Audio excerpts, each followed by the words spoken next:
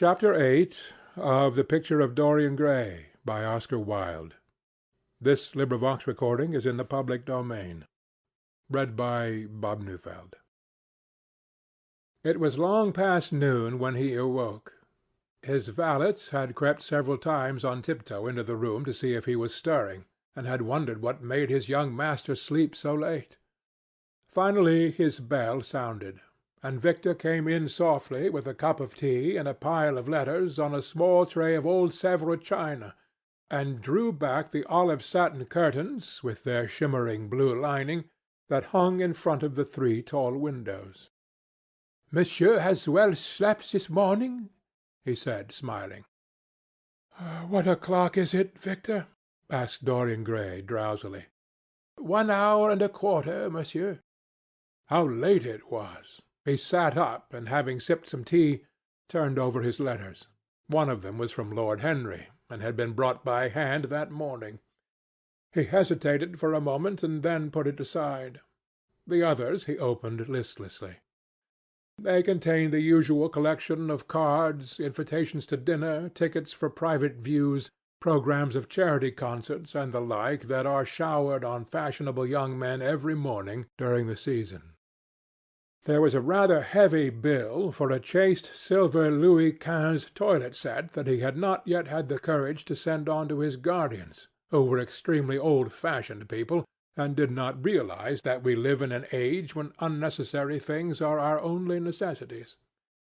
And there were several very courteously worded communications from Jermyn Street money-lenders, offering to advance any sum of money at a moment's notice and at the most reasonable rates of interest. After about 10 minutes he got up, and throwing on an elaborate dressing-gown of silk-embroidered cashmere wool, passed into the onyx-paved bathroom. The cool water refreshed him after his long sleep. He seemed to have forgotten all that he had gone through. A dim sense of having taken part in some strange tragedy came to him once or twice, but there was the unreality of a dream about it. As soon as he was dressed, he went into the library and sat down to a light French breakfast that had been laid out for him on a small round table close to the open window. It was an exquisite day. The warm air seemed laden with spices. A bee flew in and buzzed round the blue dragon bowl that, filled with sulphur-yellow roses, stood before him. He felt perfectly happy. Suddenly his eye fell on the screen that he had placed in front of the portrait, and he started. "Too cold for monsieur?" asked his valet, putting an omelette on the table. "I shut the window?" Dorian shook his head. "I am not cold," he murmured. Was it all true? Had the portrait really changed, or had it simply been his own imagination that had made him see a look of evil where there had been a look of joy? Surely a painted canvas cannot alter. The thing was absurd. It would serve as a tale to tell Basil some day.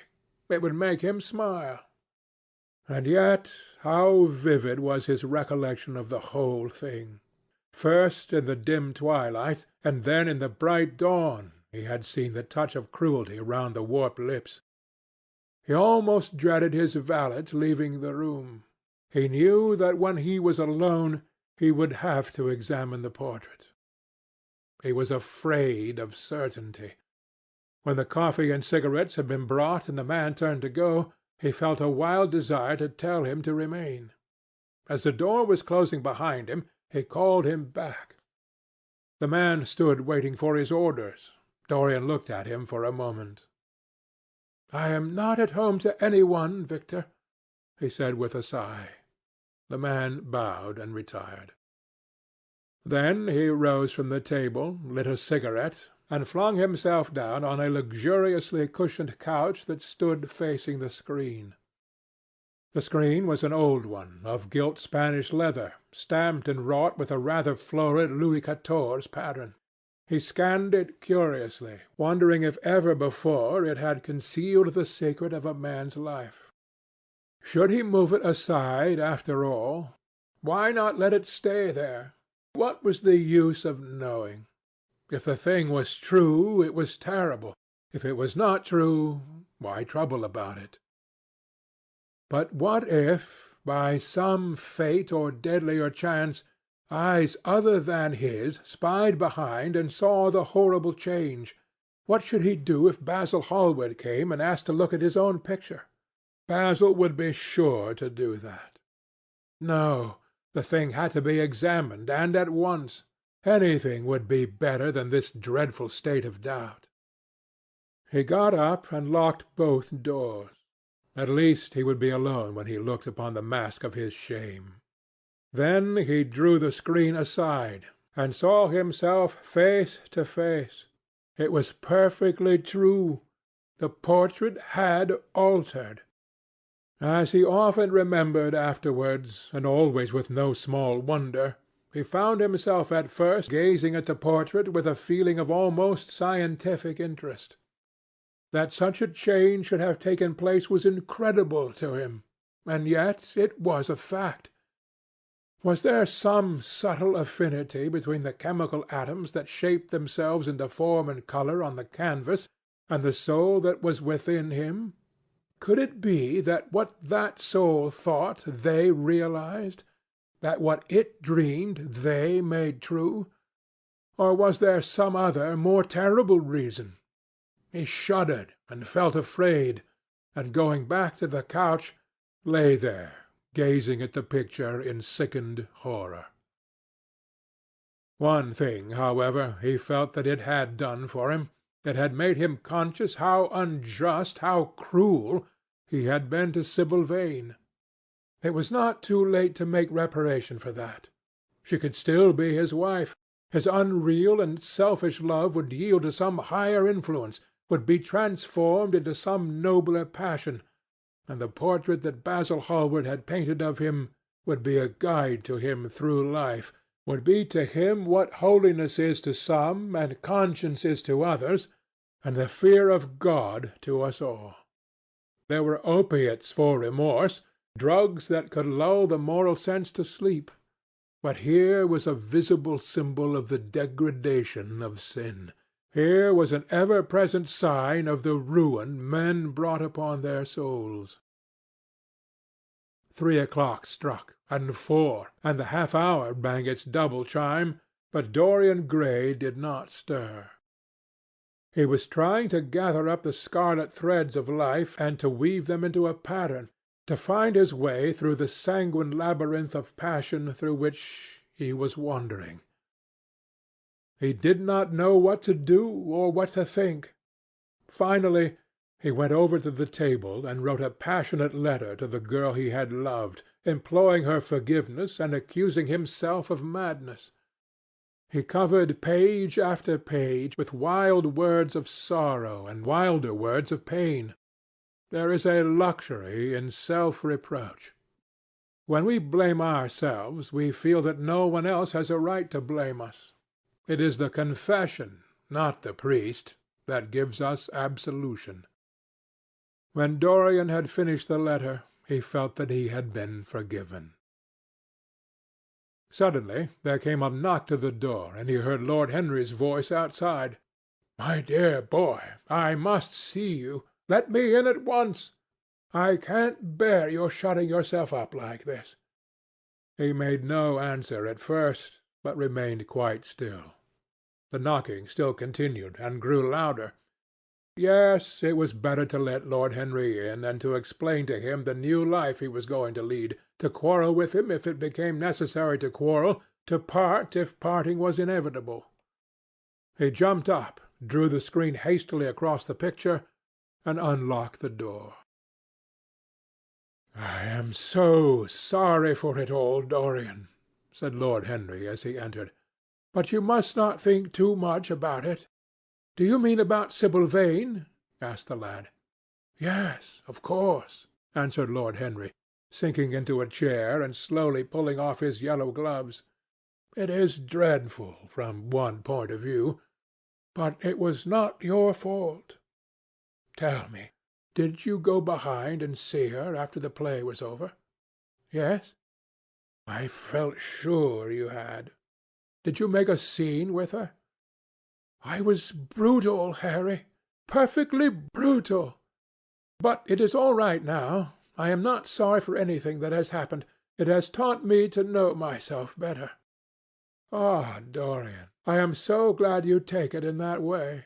I was afraid I would find you plunged in remorse and tearing that nice curly hair of yours. I have got through all that, said Dorian, shaking his head and smiling. I am perfectly happy now. I know what conscience is to begin with. It is not what you told me it was. It is the divinest thing in us. Don't sneer at it, Harry, any more, at least not before me. I want to do good. I can't bear the idea of my soul being hideous. A very charming artistic basis for ethics, Dorian. I congratulate you on it. But how are you going to begin? By marrying Sibyl Vane. Marrying Sibyl Vane? Cried Lord Henry, standing up and looking at him in perplexed amazement. But, my dear Dorian— Yes, Harry, I know what you are going to say. Something dreadful about marriage. Don't say it. Don't ever say things of that kind to me again. 2 days ago I asked Sibyl to marry me. I am not going to break my word to her. She is to be my wife. Your wife, Dorian? Didn't you get my letter? I wrote to you this morning and sent the note down by my own man. Your letter? Oh, yes, I remember. I have not read it yet, Harry. I was afraid there might be something in it that I wouldn't like. You cut life to pieces with your epigrams. You know nothing, then. What do you mean? Lord Henry walked across the room, and sitting down by Dorian Gray, took both his hands in his own and held them tightly. Dorian, he said, my letter, don't be frightened, was to tell you that Sibyl Vane is dead. A cry of pain broke from the lad's lips, and he leaped to his feet, tearing his hands away from Lord Henry's grasp. Dead? Sibyl dead? It is not true. It is a horrible lie. How dare you say it? It is quite true, Dorian, said Lord Henry gravely. It is in all the morning papers. I wrote down to you to ask you not to see anyone till I came. There will have to be an inquest, of course, and you must not be mixed up in it. Things like that make a man fashionable in Paris, but in London people are so prejudiced. Here one should never make one's debut with a scandal. One should reserve that to give an interest to one's old age. I suppose they don't know your name at the theatre? If they don't, it is all right. Did anyone see you going round to her room? That is an important point. Dorian did not answer for a few moments. He was dazed with horror. Finally he stammered in a stifled voice, Harry, did you say an inquest? What do you mean by that? Did Sibyl— Oh, Harry, I can't bear it. But be quick. Tell me everything at once. I have no doubt it was not an accident, Dorian, though it must be put in that way to the public. It seems that she was leaving the theatre with her mother about 12:30 or so. She said she had forgotten something upstairs. They waited some time for her, but she did not come down again. They ultimately found her lying dead on the floor of her dressing-room. She had swallowed something by mistake, some dreadful thing they use at theatres. I don't know what it was, but it had either prussic acid or white lead in it. I should fancy it was prussic acid, as she seems to have died instantaneously. Harry, Harry, it's terrible, cried the lad. Yes, it is very tragic, of course, but you must not get yourself mixed up in it. I see by the Standard that she was 17. I should have thought she was almost younger than that.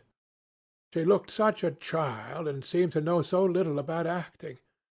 Dorian, you mustn't let this thing get on your nerves. You must come and dine with me, and afterwards we will look in at the opera.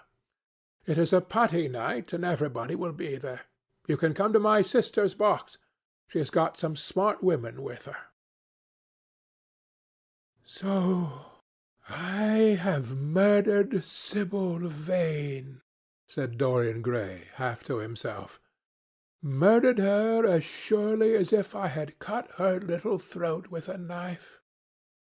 Yet the roses are not less lovely for all that. The birds sing just as happily in my garden.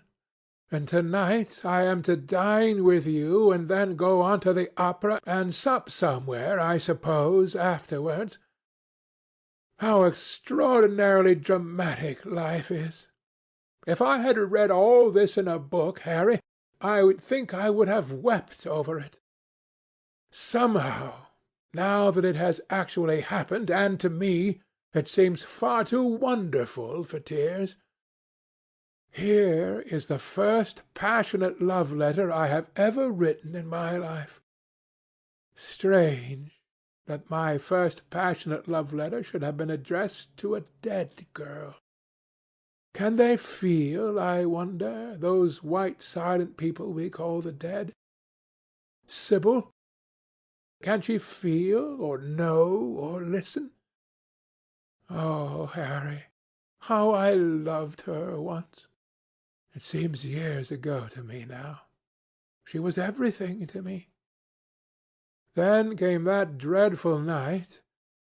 Was it really only last night? When she played so badly, and my heart almost broke. She explained it all to me. It was terribly pathetic. But I was not moved a bit. I thought her shallow. Suddenly something happened that made me afraid. I can't tell you what it was, but it was terrible. I said I would go back to her. I felt I had done wrong. And now she is dead.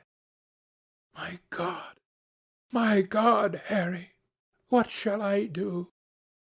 You don't know the danger I am in, and there is nothing to keep me straight.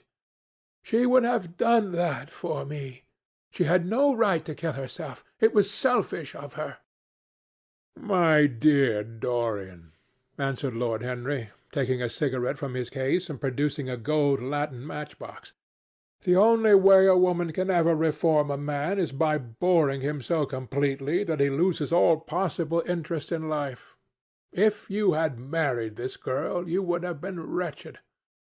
Of course you would have treated her kindly. One can always be kind to people about whom one cares nothing. But she would have soon found out that you were absolutely indifferent to her. And when a woman finds that out about her husband, she either becomes dreadfully dowdy, or wears very smart bonnets that some other woman's husband has to pay for. I say nothing about the social mistake, which would have been abject, which of course I would not have allowed, but I assure you that in any case the whole thing would have been an absolute failure." "I suppose it would," muttered the lad, walking up and down the room and looking horribly pale. "But I thought it was my duty. It is not my fault that this terrible tragedy has prevented my doing what was right. I remember your saying once that there is a fatality about good resolutions, that they are always made too late. Mine certainly were. Good resolutions are useless attempts to interfere with scientific laws. Their origin is pure vanity. Their result is absolutely nil. They give us, now and then, some of those luxurious sterile emotions that have a certain charm for the weak. That is all that can be said for them. They are simply checks that men draw on a bank where they have no account." "Harry," cried Dorian Gray, coming over and sitting down beside him, "why is it that I cannot feel this tragedy as much as I want to? I don't think I am heartless. Do you? You have done too many foolish things during the last fortnight to be entitled to give yourself that name, Dorian," answered Lord Henry, with his sweet melancholy smile. The lad frowned. "I don't like that explanation, Harry," he rejoined, "but I am glad you don't think I am heartless. I am nothing of the kind. I know I am not. And yet I must admit that this thing that has happened does not affect me as it should. It seems to me to be simply like a wonderful ending to a wonderful play. It has all the terrible beauty of a Greek tragedy, a tragedy in which I took a great part, but by which I have not been wounded." "It is an interesting question," said Lord Henry, who found an exquisite pleasure in playing on the lad's unconscious egotism. "An extremely interesting question. I fancy that the true explanation is this. It often happens that the real tragedies of life occur in such an inartistic manner that they hurt us by their crude violence, their absolute incoherence, their absurd want of meaning, their entire lack of style. They affect us just as vulgarity affects us. They give us an impression of sheer brute force, and we revolt against that. Sometimes, however, a tragedy that possesses artistic elements of beauty crosses our lives. If these elements of beauty are real, the whole thing simply appeals to our sense of dramatic effect. Suddenly we find that we are no longer the actors, but the spectators of the play. Or rather, we are both. We watch ourselves, and the mere wonder of the spectacle enthralls us. In the present case, what is it that has really happened? Some one has killed herself for love of you. I wish that I had ever had such an experience. It would have made me in love with love for the rest of my life. The people who have adored me, there have not been very many, but there have been some, have always insisted on living on, long after I had ceased to care for them, or they to care for me. They have become stout and tedious, and when I meet them they go in at once for reminiscences. That awful memory of a woman, what a fearful thing it is, and what an utter intellectual stagnation it reveals! One should absorb the colour of life, but one should never remember its details. Details are always vulgar. "I must sow poppies in my garden," sighed Dorian. "There is no necessity," rejoined his companion. "Life has always poppies in her hands. Of course, now and then things linger. I once wore nothing but violets all through one season, as a form of artistic mourning for a romance that would not die. Ultimately, however, it did die. I forget what killed it. I think it was her proposing to sacrifice the whole world for me. That is always a dreadful moment. It fills one with the terror of eternity. Well, would you believe it? A week ago, at Lady Hampshire's, I found myself seated at dinner next to the lady in question, and she insisted on going over the whole thing again, and digging up the past and raking up the future. I had buried my romance in a bed of asphodel. She dragged it out again and assured me that I had spoiled her life. I am bound to state that she ate an enormous dinner, so I did not feel any anxiety. But what a lack of taste she showed! The one charm of the past is that it is the past. But women never know when the curtain has fallen. They always want a sixth act, and as soon as the interest of the play is entirely over, they propose to continue it. If they were allowed their own way, every comedy would have a tragic ending, and every tragedy would culminate in a farce. They are charmingly artificial, but they have no sense of art. You are more fortunate than I am. I assure you, Dorian, that not one of the women I have known would have done for me what Sibyl Vane did for you. Ordinary women always console themselves. Some of them do it by going in for sentimental colors. Never trust a woman who wears mauve, whatever her age may be, or a woman over 35 who is fond of pink ribbons. It always means that they have a history.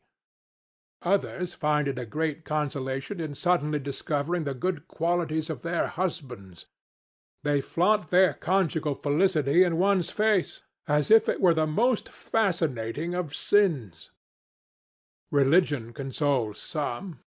Its mysteries have all the charm of a flirtation, a woman once told me, and I can quite understand it. Besides, nothing makes one so vain as being told that one is a sinner. Conscience makes egotists of us all. Yes, there is really no end to the consolations that women find in modern life. Indeed, I have not mentioned the most important one. "What is that, Harry?" said the lad listlessly. "Oh, the obvious consolation. Taking someone else's admirer when one loses one's own. In good society that always whitewashes a woman. But really, Dorian, how different Sibyl Vane must have been from all the women one meets. There is something to me quite beautiful about her death. I am glad I am living in a century when such wonders happen. They make one believe in the reality of the things we all play with, such as romance, passion, and love. I was terribly cruel to her. You forget that. I am afraid that women appreciate cruelty, downright cruelty, more than anything else. They have wonderfully primitive instincts. We have emancipated them, but they remain slaves looking for their masters all the same. They love being dominated. I am sure you were splendid. I have never seen you really and absolutely angry, but I can fancy how delightful you looked. And, after all, you said something to me the day before yesterday that seemed to me at the time to be merely fanciful, but that I see now was absolutely true, and it holds the key to everything." "What was that, Harry?" "You said to me that Sibyl Vane represented to you all the heroines of romance, that she was Desdemona one night and Ophelia the other, that if she died as Juliet, she came to life as Imogen." "She will never come to life again now," muttered the lad, burying his face in his hands. "No, she will never come to life. She has played her last part. But you must think of that lonely death in the tawdry dressing-room simply as a strange, lurid fragment from some Jacobean tragedy, as a wonderful scene from Webster or Ford or Cyril Tourneur. The girl never really lived, and so she has never really died. To you, at least, she was always a dream, a phantom that flitted through Shakespeare's plays and left them lovelier for its presence, a reed through which Shakespeare's music sounded richer and more full of joy. The moment she touched actual life, she marred it, and it marred her, and so she passed away. Mourn for Ophelia, if you like. Put ashes on your head because Cordelia was strangled. Cry out against heaven because the daughter of Brabantio died. But don't waste your tears over Sibyl Vane. She was less real than they are." There was a silence. The evening darkened in the room. Noiselessly and with silver feet, the shadows crept in from the garden. The colors faded wearily out of things. After some time Dorian Gray looked up.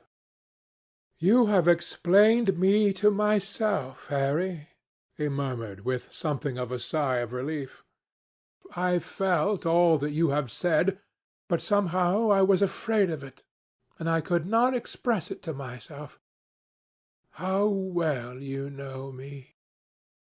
But we will not talk again of what has happened.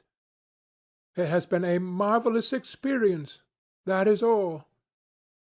I wonder if life has still in store for me anything as marvellous." "Life has everything in store for you, Dorian. There is nothing that you, with your extraordinary good looks, will not be able to do." "But suppose, Harry, I become haggard and old and wrinkled. What then?" "Ah, then," said Lord Henry, rising to go, "then, my dear Dorian, you would have to fight for your victories.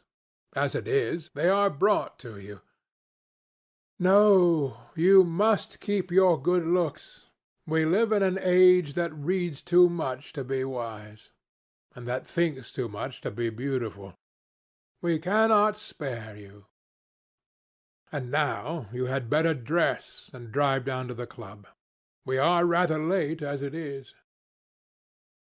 "I think I shall join you at the opera, Harry. I feel too tired to eat anything.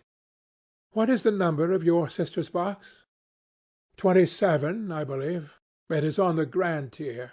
You will see her name on the door. But I am sorry you won't come and dine." "I don't feel up to it," said Dorian listlessly. "But I am awfully obliged to you for all that you have said to me. You are certainly my best friend. No one has ever understood me as you have." "We are only at the beginning of our friendship, Dorian," answered Lord Henry, shaking him by the hand. "Good-bye. I shall see you before 9:30, I hope. Remember, Patti is singing." As he closed the door behind him, Dorian Gray touched the bell, and in a few minutes Victor appeared with the lamps and drew the blinds down. He waited impatiently for him to go. The man seemed to take an interminable time over everything. As soon as he had left, he rushed to the screen and drew it back. No, there was no further change in the picture. It had received the news of Sibyl Vane's death before he had known of it himself. It was conscious of the events of life as they occurred. The vicious cruelty that marred the fine lines of the mouth had, no doubt, appeared at the very moment that the girl had drunk the poison, whatever it was. Or was it indifferent to results? Did it merely take cognizance of what passed within the soul? He wondered, and hoped that some day he would see the change taking place before his very eyes, shuddering as he hoped it. Poor Sibyl! What a romance it had all been! She had often mimicked death on the stage. Then death himself had touched her and taken her with him. How had she played that dreadful last scene? Had she cursed him as she died? No, she had died of love of him, and love would always be a sacrament to him now. She had atoned for everything by the sacrifice she had made of her life. He would not think any more of what she had made him go through on that horrible night at the theatre. When he thought of her, it would be as a wonderful tragic figure sent on to the world's stage to show the supreme reality of love. A wonderful tragic figure? Tears came to his eyes as he remembered her childlike look and winsome fanciful ways and shy tremulous grace. He brushed them away hastily and looked again at the picture. He felt that the time had really come for making his choice. Or had his choice already been made? Yes, life had decided that for him. Life and his own infinite curiosity about life. Eternal youth, infinite passion, pleasures subtle and secret, wild joys and wilder sins. He was to have all these things. The portrait was to bear the burden of his shame. That was all. A feeling of pain crept over him as he thought of the desecration that was in store for the fair face on the canvas. Once, in boyish mockery of Narcissus, he had kissed, or feigned to kiss, those painted lips that now smiled so cruelly at him. Morning after morning he had sat before the portrait, wondering at its beauty, almost enamoured of it, as it seemed to him at times. Was it to alter now with every mood to which he yielded? Was it to become a monstrous and loathsome thing, to be hidden away in a locked room, to be shut out from the sunlight that had so often touched to brighter gold the waving wonder of its hair? The pity of it! The pity of it! For a moment he thought of praying that the horrible sympathy that existed between him and the picture might cease. It had changed in answer to a prayer. Perhaps in answer to a prayer it might remain unchanged. And yet, who that knew anything about life would surrender the chance of remaining always young, however fantastic that chance might be, or with what fateful consequences it might be fraught? Besides, was it really under his control? Had it indeed been prayer that had produced the substitution? Might there not be some curious scientific reason for it all?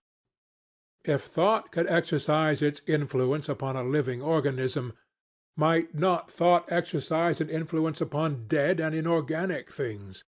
Nay, without thought or conscious desire, might not things external to ourselves vibrate in unison with our moods and passions, atom calling to atom in secret love or strange affinity? But the reason was of no importance. He would never again tempt by a prayer any terrible power. If the picture was to alter, it was to alter. That was all. Why inquire too closely into it? For there would be a real pleasure in watching it. He would be able to follow his mind into its secret places. This portrait would be to him the most magical of mirrors. As it had revealed to him his own body, so it would reveal to him his own soul. And when winter came upon it, he would still be standing where spring trembles on the verge of summer. When the blood crept from its face and left behind a pallid mask of chalk with leaden eyes, he would keep the glamour of boyhood.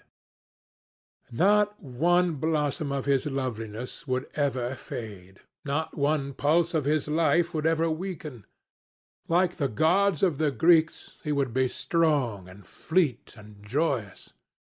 What did it matter what happened to the colored image on the canvas? He would be safe. That was everything.